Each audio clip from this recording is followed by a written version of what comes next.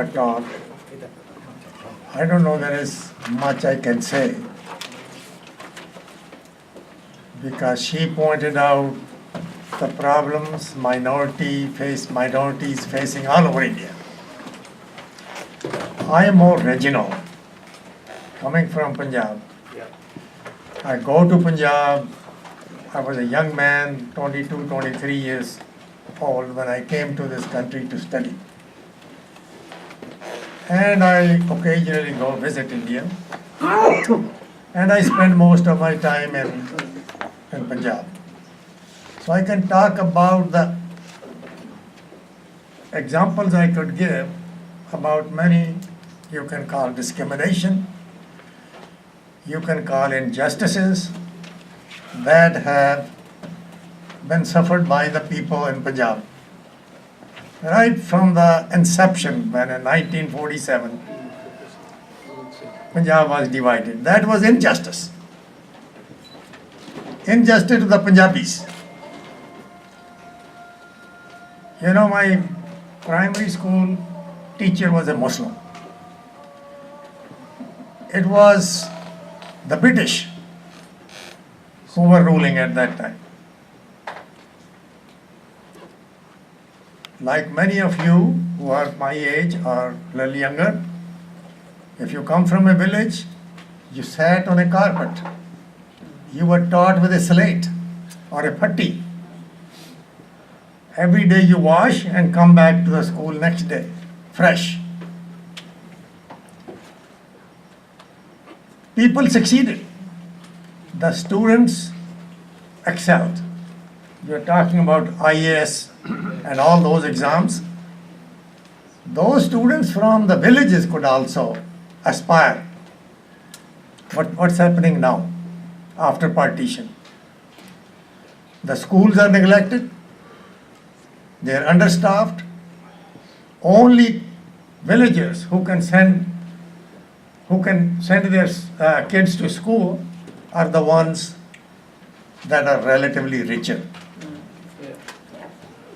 Many of you probably belong to India, grew up there.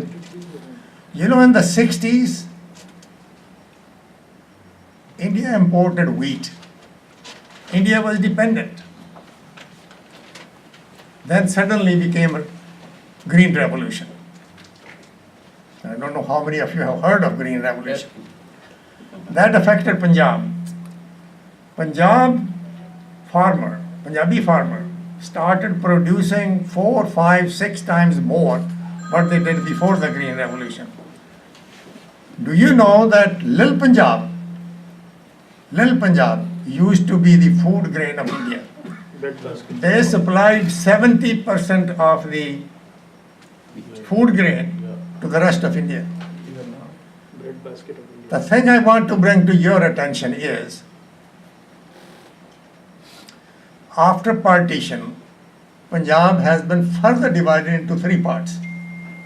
It's a tiny little thing now.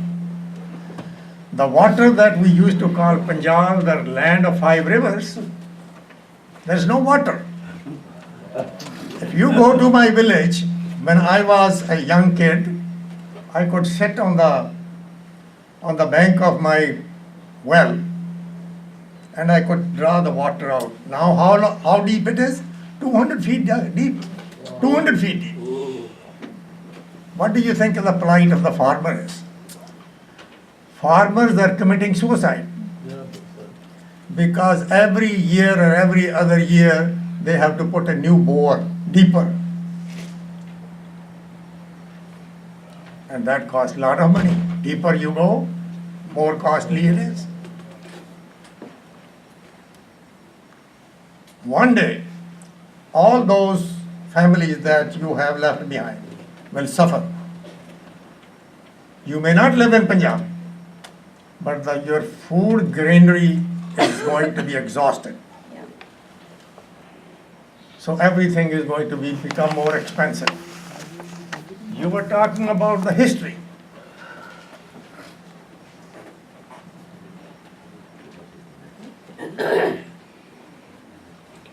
Sikh history is so rich. How many of you know that over 80% of the Victoria crosses in World War I and II were won by the Sikhs? I don't know if you would know. Only few people would know. Wouldn't that should be mentioned? Kamagatu Maru, you saying? Who were the leaders? Who spent a lot of time guiding for the freedom movement? The Sikhs. They were all sent to Kalapani. Is that in the history? No. The ninth Guru of the Sikhs, he sacrificed himself for equality, for the defense of every faith, not his faith. His faith was not in danger. But what are they saying in the history now that's being taught in UP? That he was arrested because he was creating mischief. That's what is being written over there. History being that Guru Gobind Singh, who initiated the spirits, raised the spirits of the masses, of people, that he was a servant or a employee of the Shahnshah at that time. He was not. What I'm saying is, I'm testifying to what you have done. Pindrama, terrorist. In 1984, when before that I used to be with the India Association and used to be calling myself as a ambassador of India. But after 94, I'm no ambassador of India. They say, oh, we sent the army and the tanks and the machine guns to attack the Golden Temple because Bhindranwala was there. If you don't know, which probably you don't, not even a single case was registered against Bhindranwala till he was killed. Not one case.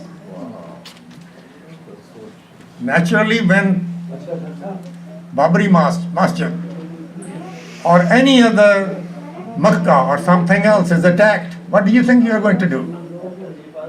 Your faith is being attacked. You are being stabbed in your heart.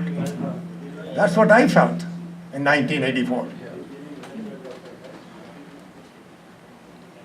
They started picking up the young people in Punjab. And without any reason, they would kill them, and they say that there was an encounter.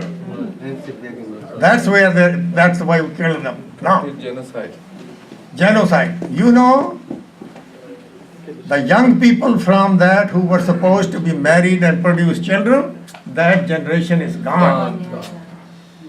Generation is gone. We are here, we feel at least that we have our rights here. Do you have rights over there? No. All those kids who were picked up, put in jail, 1984, think of this, 30 years, they're still rotting in jails. Where is the justice? Who is worrying about them? Those are the things that bother us.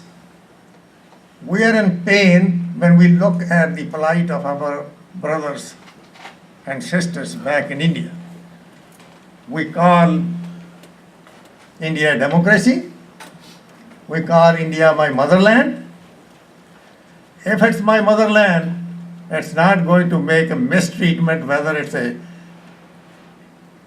Hindu or a Sikh or a Muslim or a Christian.